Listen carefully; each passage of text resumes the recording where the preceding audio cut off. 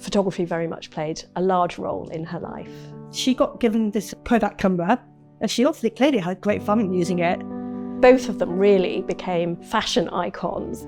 Hitching up her skirt and haggling, probably the riskiest thing she's ever done. Perhaps the first member of the royal family to really embrace photography.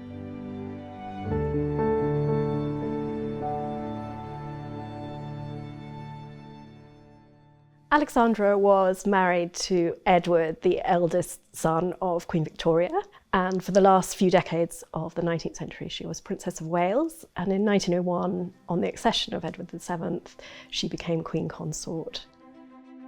She was chosen as a suitable bride for Edward, particularly by Queen Victoria, who promoted her as a future Queen of Britain. And at the time of their marriage, Queen Victoria was in mourning. She was out of the public eye, and so Edward and Alexandra, between them, really became the public face of the monarchy. Edward and Alexandra both conscious at the beginning of the 20th century that this was a new monarchy. They wanted it to be approachable and sociable, and photography was really a strong element in that.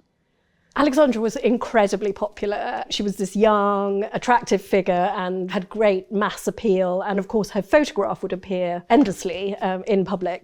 She never set herself out to be a fashion icon, but ladies throughout the country would copy what she was wearing.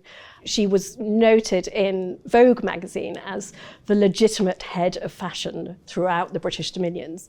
It gives you a real sense of how important her style was.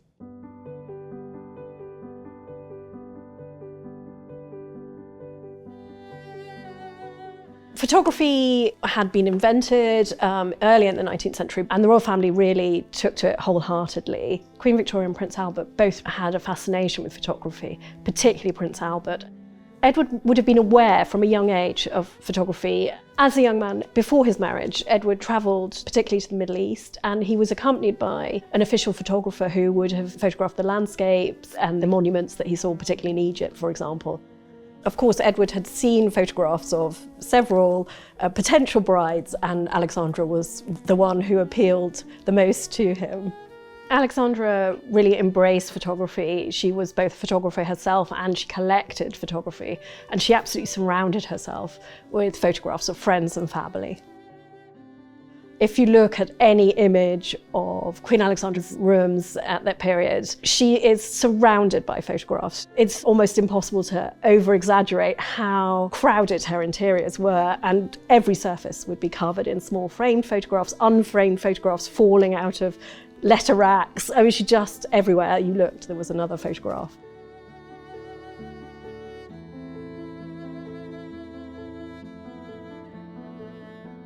So Alexandra was very creative. She had trained as a watercolour painter, as many of the women of her generation, but she took on photography and used that creatively as well.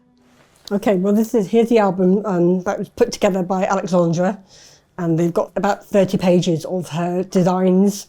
And this is the title page, and she did all this herself. This is all illustrated by Alexandra. Wow.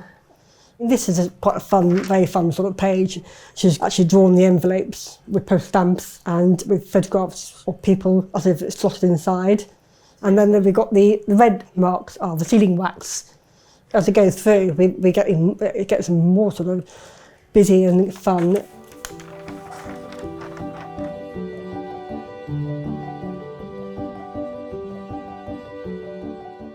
They're really delightful, just really personal to her. Yes. They're very... Yeah, so she's got several photographs of her own children, her 4 children in here, and they appear many times reclining on flowers, and they've got a toadstool. I love this little group here with the 3 of them peering out. Children, it's really sweet. They're just so delightful. Right, yes. Really quirky. You can see her imagination is working overtime at this point. One of the things that's really striking about this page is just, apart from the vibrant colours of it, it's really just the care that she's taken. It would have taken hours and an awful lot of planning. It really brings out the creative side of Alexandra very much. You can see that she's having real fun with playing with the images.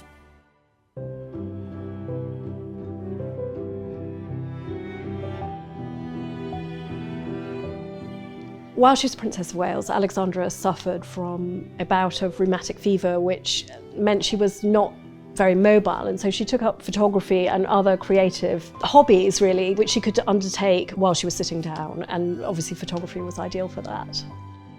Alexandra's own photography, on the whole, was quite informal. Chief interests really were her family, her pets, and her memories of Denmark, her homeland. Many of them are on board ship, so they get lovely, interesting sea views. One of the images was actually of 4 current or future kings together. So we see Edward VII, his son, the future George V, and 2 grandchildren, futures Edward VIII and George VI.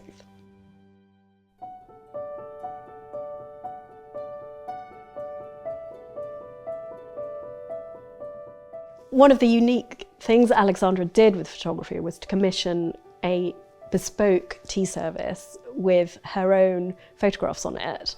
It was a completely new process. The concept of producing a photograph on a piece like that would be quite familiar to us today, but at the time was really unusual and entirely Alexandra's own idea.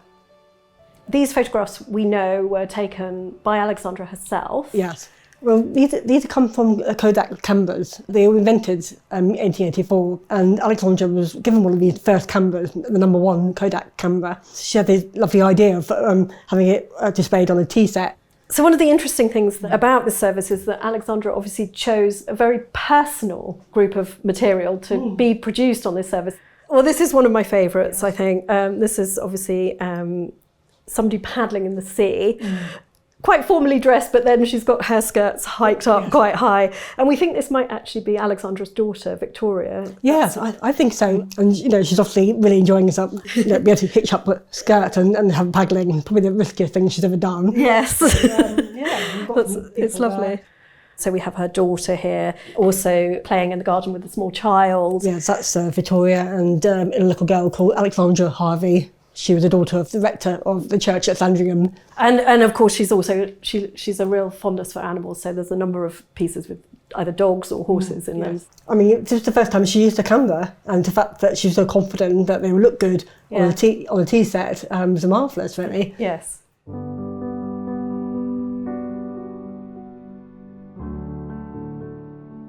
Alexandra's awareness of how important photography was in this period is evident. She selected some of her own photographs to be produced and sold for charity, and we have some delightful bindings that survive from that period. It was a very clever idea, really, on behalf of the charities to produce these albums. The public would have had a real appetite for seeing the Queen's own photography in this form, and the idea that it almost appeared like a real photograph album must have had huge appeal. The fact it was marketed at Christmas was obviously part of that idea that these would have been incredibly popular, and the books managed to raise £100,000 for the nominated charities. Alexandra is perhaps not one of the best known members of the royal family today, but she leaves this wonderful legacy of her own insights into the life that she lived as a member of the royal family. Photography really takes on this role of capturing family life. It's something very familiar to us today, and really Alexandra's perhaps the first member of the royal family to really fully embrace that.